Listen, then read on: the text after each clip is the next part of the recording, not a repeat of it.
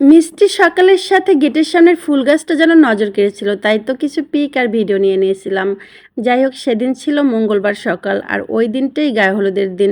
আমরা সেদিনে পৌঁছে গিয়েছিলাম, তো সকালে নাস্তা করার পর দেখলাম বেয়াই আমার খুবই টেনশনে, সে কীভাবে লাকেজ গুছাবে। তাই আমার ছোট ভাই আর আমি মিলে তাকে হেল্প করলাম লাকেজ গুছানোতে।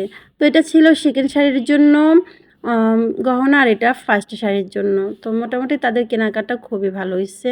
তবে আমার ভাগ্য হলো যে আমি তার বিয়ের লাকেজ গোছানোতে তাকে হেল্প করলাম, আমি আর আমার ছোট ভাই মিলে।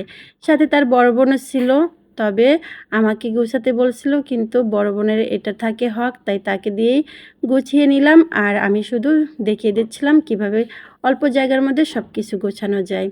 আমার বেয়াই, সে একটা সময় ছিল আমার খুব ভালো একটা বন্ধু, কিন্তু সেই বন্ধুটা না আর বিয়ের সময় আমাকে আর চিনিই নি। সে যে বিয়ে করতেছে, মজা করেও একটাবার বলল না যে, "বেআইন, আমি কিন্তু বিয়ে করতেছি, আপনার কিন্তু আসতেই হবে।" শুধুমাত্র আমি আমার মায়ের সম্মান রক্ষার্থেই সেখানে চলে গিয়েছিলাম। যাই হোক, কিন্তু একটা বিষয় কি, মানুষ বউ পেলে সব কিছু ভুলে যায়, কথাটা বাস্তব।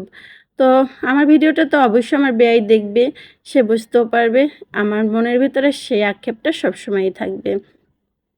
তো কি আর করার, ব্যয়কে হেল্প করলাম। তো আমার না কেনাকাটাগুলো খুবই ভাল লাগছে, চুড়িগুলো খুব সুন্দর লাগছে।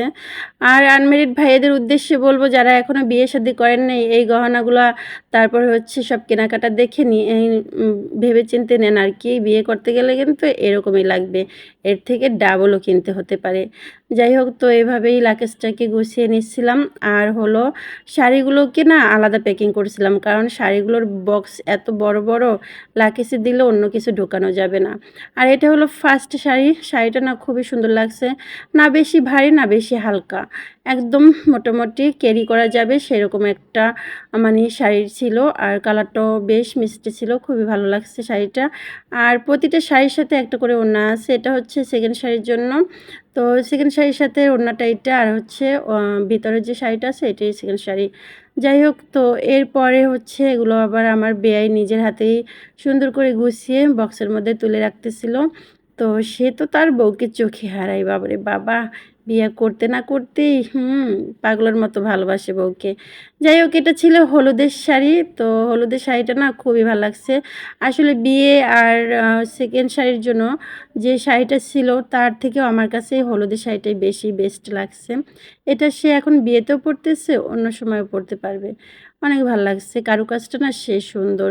এরপরে অনেক কিছু হইছে, মানে সেটার আর ভিডিও নেওয়া হয়নি, কারণ লঞ্চ থেকে নামার পর শরীরটা ভাল লাগতেছিল না, তাই যে ফল-টল বা অন্য কিছু সেই ভিডিওটা আমি নিয়েই নেই।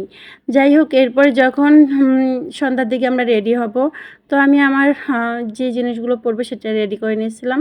তো রেশমি চুড়ির সাথে হলো শাড়ি, আর এই যে গলার সেটটা না, এটা পুরাই ভাইরাল এখন। এখন অনলাইনে অ্যাভেলেবেল পাওয়া যায়। তবে আমি অনলাইনে একদম বিশ্বাসী না, নিজের হাতে কেনাকাটা করতেই বেশি পছন্দ করি। তাই মার্কেট চলে গিয়ে নিজের পছন্দ মতোই কিনে নিয়ে আসছিলাম। এই যে আমার হাতের চুড়ি আর মেহেন্দি, তো এত ডিজাইন করে পরার সময় নেই, তাই শর্টকাট যেভাবে পারছি সেভাবেই দিয়ে দিচ্ছি। তো এভাবেই আমাদের হলুদ সন্ধ্যাটা পার হলো।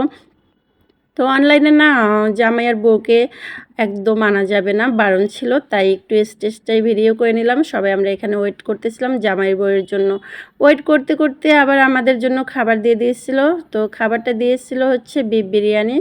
তো আলহামদুলিল্লাহ সবাই মিলে খেয়ে নিয়েছিলাম। খাওয়া দাওয়া শেষে আবার আমরা বাড়িতে চলে গিয়েছিলাম। ভিডিওটা কেমন হলো কমেন্ট করে কিন্তু সবাই অবশ্যই জানাবেন। সবাই ভালো